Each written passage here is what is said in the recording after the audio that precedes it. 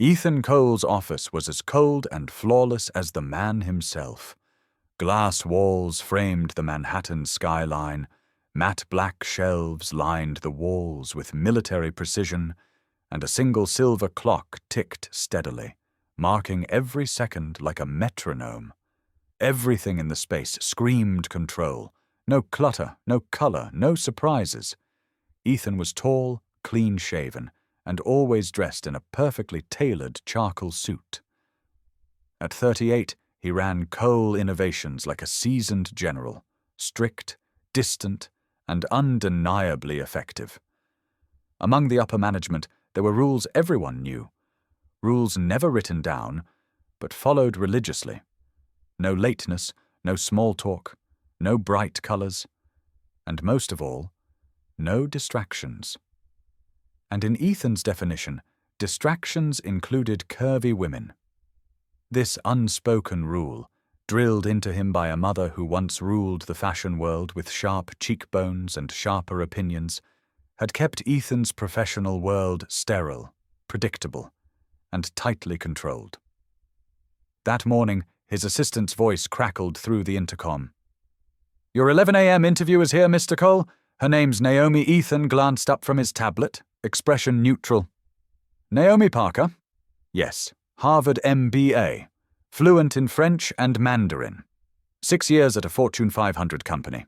Impressive resume. Send her in," he replied flatly. The door opened, and in that moment, the air in the room shifted. She didn't just walk in. She arrived. Naomi Parker stepped into Ethan's meticulously controlled world like a sunbeam through a window. Confident, poised, radiant. Her warm, mocha-toned skin seemed to glow under the soft, natural light, and her light lavender dress was modest, elegant, but it accentuated her curves in a way that Ethan's mind had trained itself to ignore. She extended her hand with a smile that didn't ask for approval. It offered it. "Mr. Cole." "It's a pleasure." Ethan stood. For the briefest moment, he hesitated before taking her hand.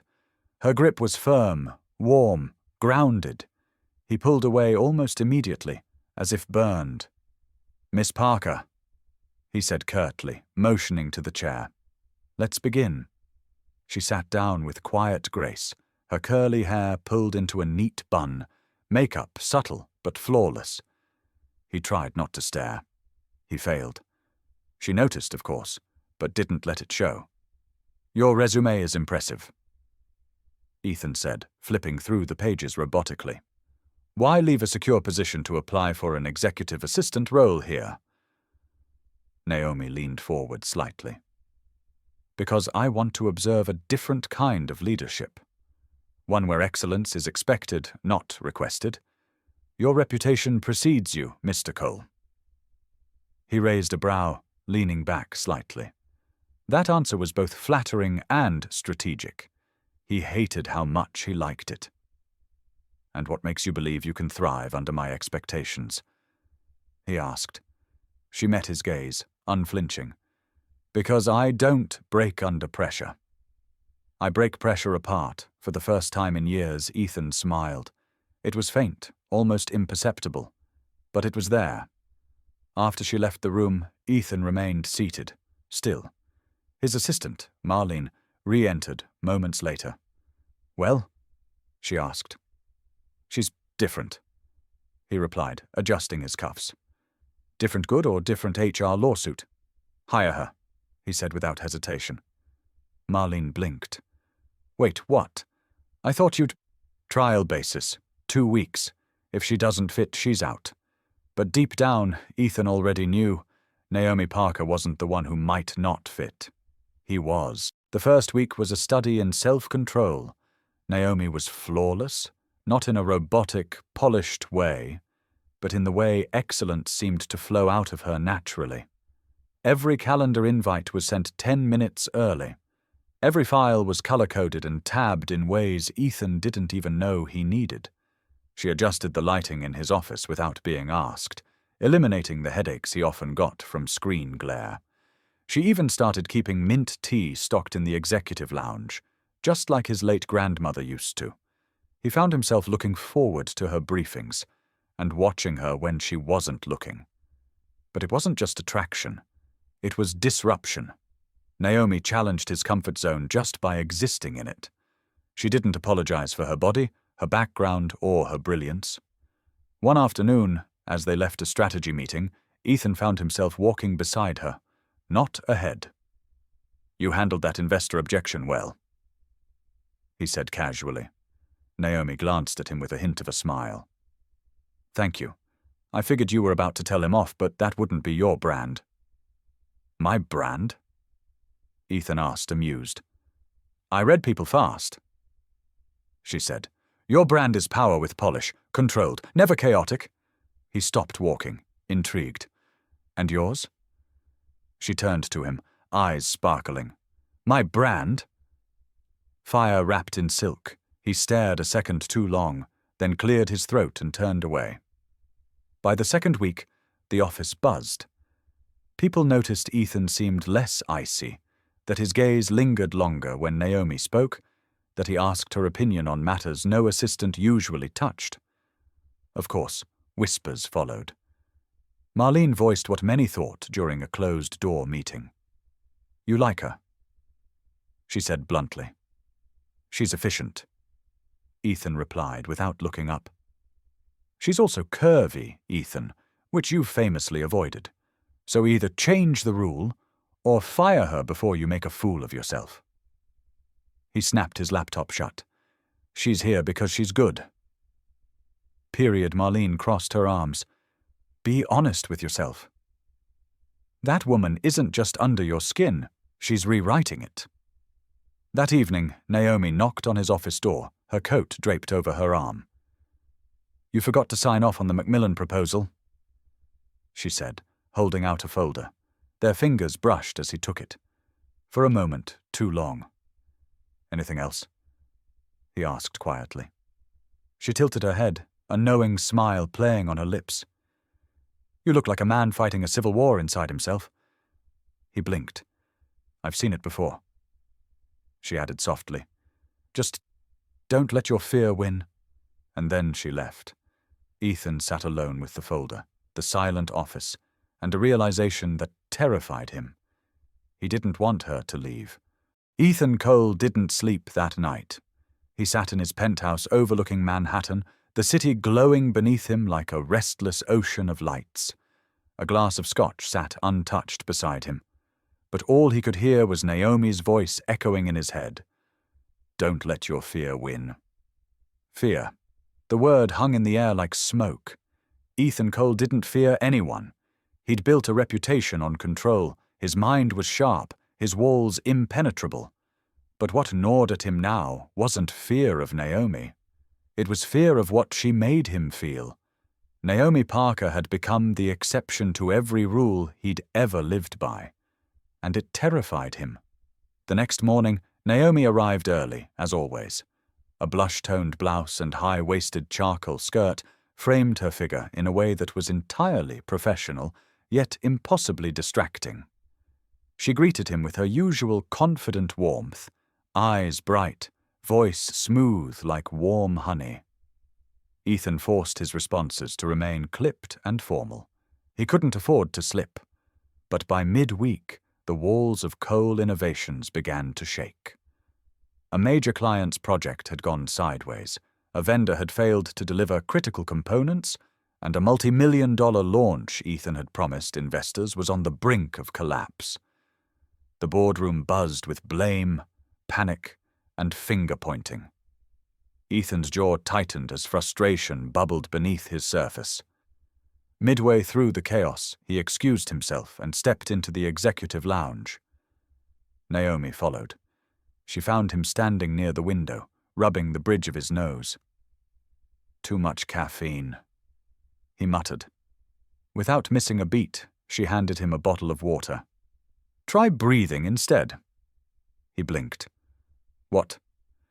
"In through the nose," she said calmly, demonstrating.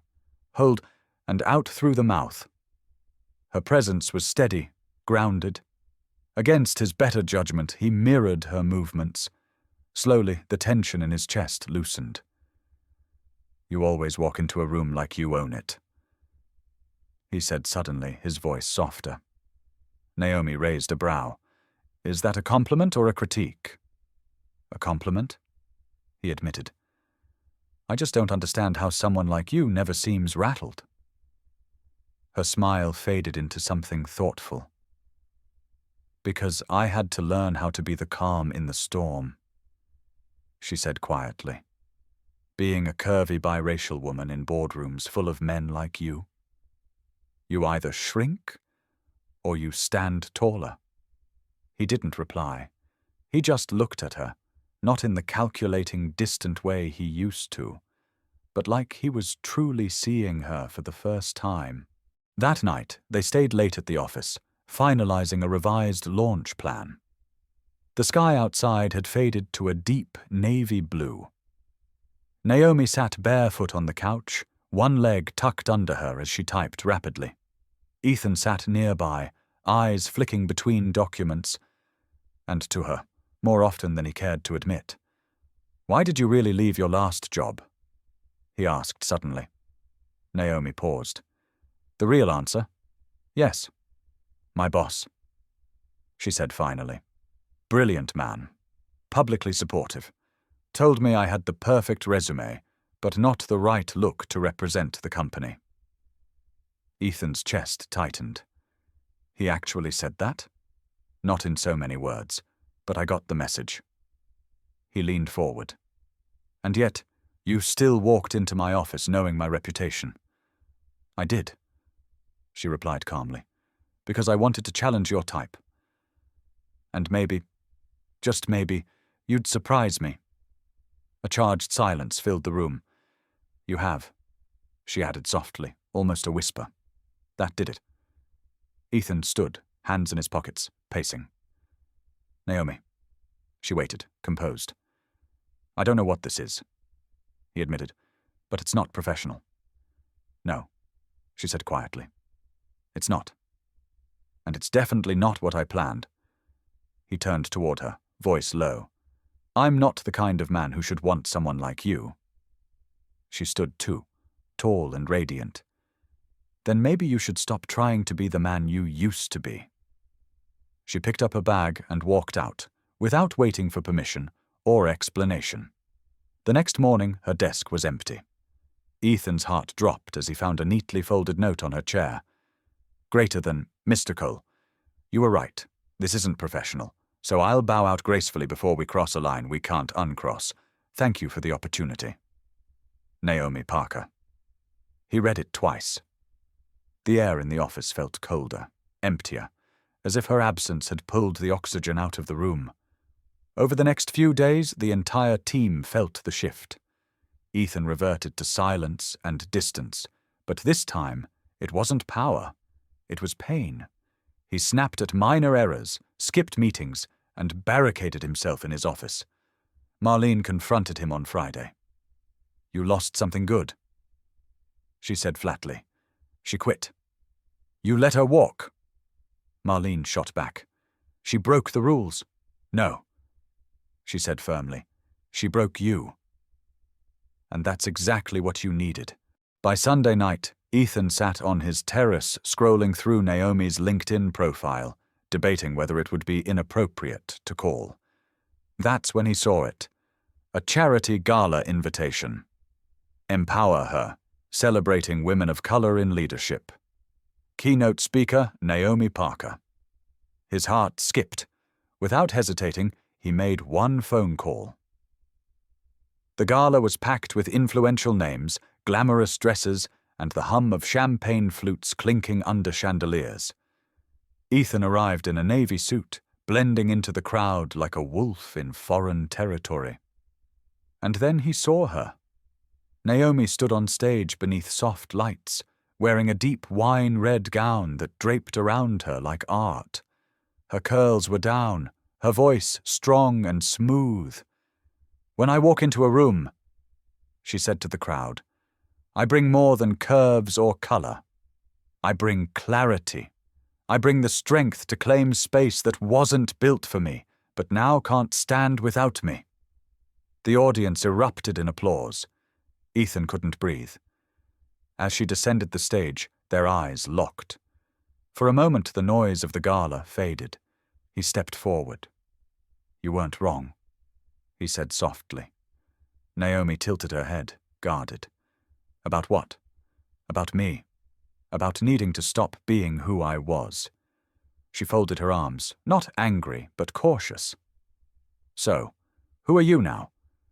Ethan reached into his pocket and pulled out a small envelope. "This was supposed to go through HR," he said. "It's a job offer." She blinked. "A job offer. Vice President of Communications. Full salary, full benefits, full authority." She raised an eyebrow.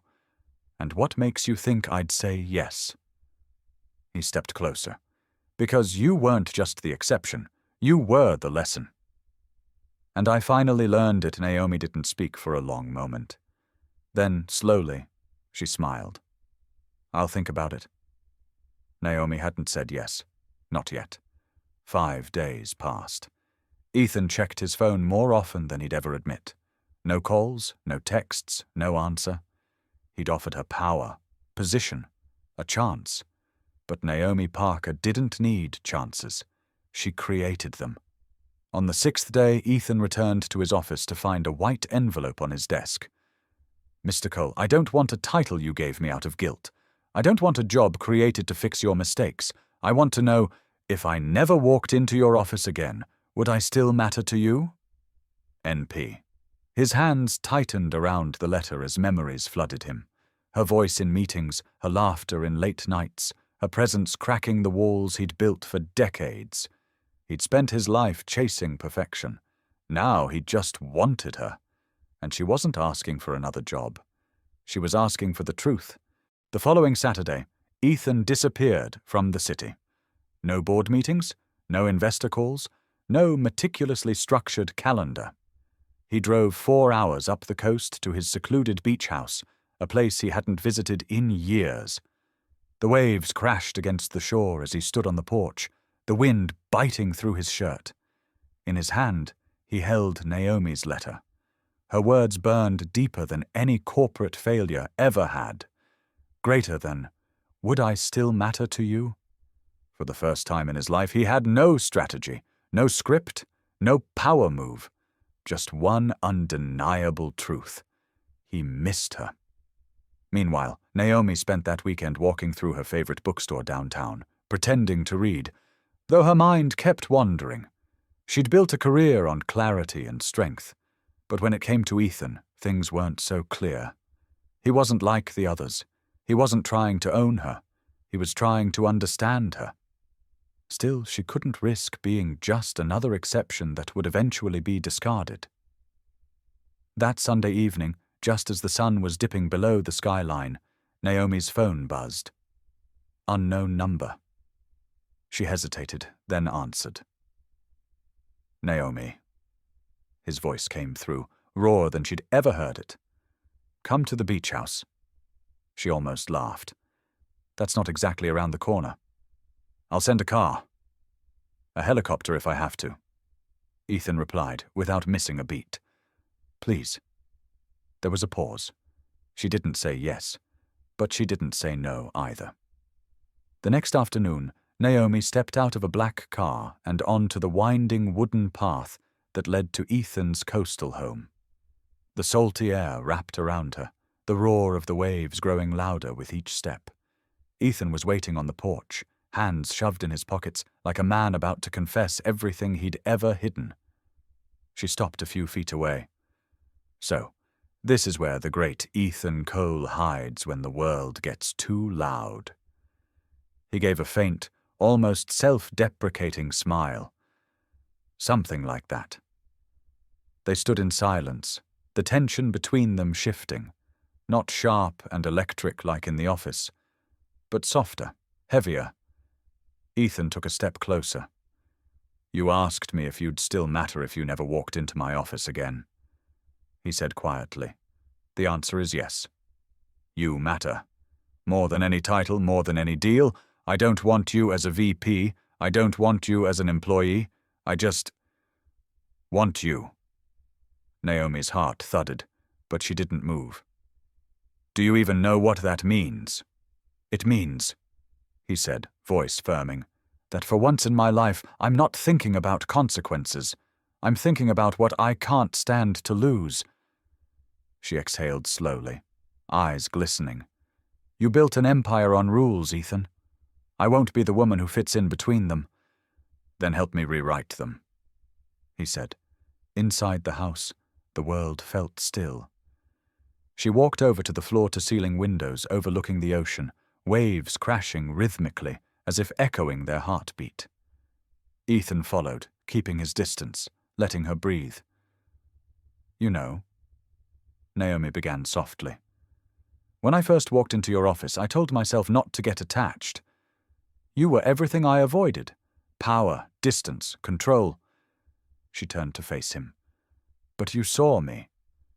And that scared me more than anything. Ethan stepped closer, his voice barely above a whisper. "You scared me too." She looked at him for a long moment, then said, "So what happens now?" He reached into his jacket pocket and pulled out a small velvet box. Naomi froze. "This isn't a boardroom decision," he said. "This isn't about titles or image. This is me, standing in front of the only person who's ever made me want to be more than what I was." He opened the box. Inside was a simple, elegant diamond ring. Nothing flashy, nothing corporate, just timeless. Naomi's hand flew to her mouth. "Ethan, I don't want to lose you to fear," he said steadily. "Marry me. Not because it's expected, not because it's strategic, but because you're it for me." Tears welled in her eyes, spilling before she could stop them. She laughed through them, shaking her head softly. "You really don't do anything halfway, do you?" "No," he admitted with a half smile. "Not when it comes to you." She stepped closer, closing the space between them until the sound of the ocean was drowned out by the thudding of their hearts. She reached out, took his face in her hands, and whispered, "Yes." Ethan exhaled a breath he didn't realize he'd been holding. He slipped the ring onto her finger, his hands trembling, not from nerves, but from the overwhelming weight of the moment. They kissed softly at first, then deeper, as if sealing a chapter neither of them ever thought they'd write. Outside, the waves crashed and the wind howled, but inside it was quiet, warm, whole, and for the first time in both their lives, love wasn't something they were running from. It was something they were choosing. A year later, beneath a sky painted in soft gold and rose, Naomi and Ethan stood hand in hand at a quiet seaside chapel, the very place where their hearts had finally spoken the truth. Surrounded by family, friends, and the sound of waves rolling against the shore, they vowed not just to love, but to grow, rewriting every rule they once lived by, together. Their journey had started in the cold walls of a CEO's office, but it ended here, warm and timeless, where love had the final word. If you enjoyed this story and want more romantic and dramatic tales like this, don't forget to like, share, and subscribe to Boundless Echoes, where stories come alive and love always finds its voice.